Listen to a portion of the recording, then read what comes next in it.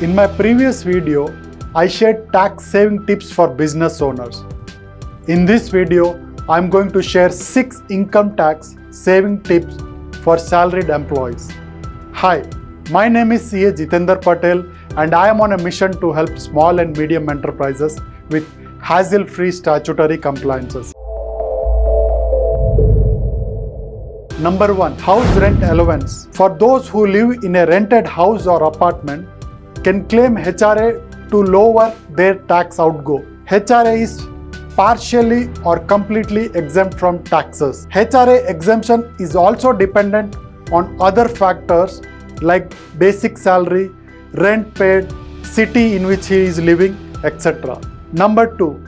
Leave travel allowance. For travel within India, an employee can avail exemption for the trip under leave travel allowance. This exemption is only for the shortest distance on a trip and only for the trip taken by your spouse, children and parents. Hence, on occurring the expenses and submitting the bills to the employers, you can claim this exemption. Number 3. Provident Fund. Provident Fund is a social security initiative where the employer and employee contribute an equal amount every month towards employee pension and provident fund. This is 12% of the basic salary. Upon maturity, the returns are exempted from tax. Also, EPF contributions can be claimed for tax exemption under the Section 80C of the Income Tax Act. Number 4. Equity Linked Savings Scheme Mutual Fund. An investment in Equity Linked Savings Scheme Mutual Fund also qualifies for a tax deduction. You can claim deduction under Section 80C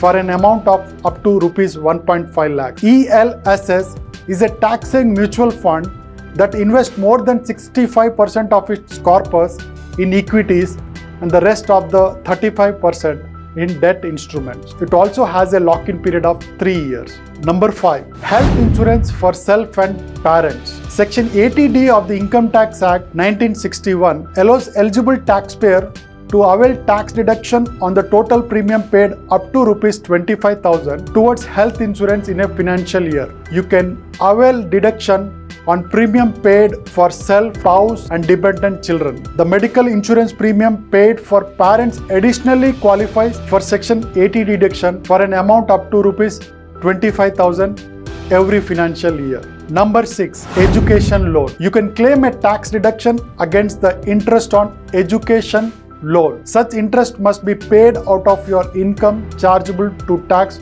for the financial year. The loan must be taken from any financial or any charitable institution. The education loan can be taken for the individual taxpayer or for any of his or her spouse or children. You can claim the deduction from the previous year in which you start paying the interest on the loan. The deduction is available for 8 financial year or up to the actual complete repayment of the loan, whichever is earlier. Hope these 6 tax saving tips will help you in saving your tax. For more informative videos like this, do subscribe to my channel. This is CA Jithendar Patel signing out.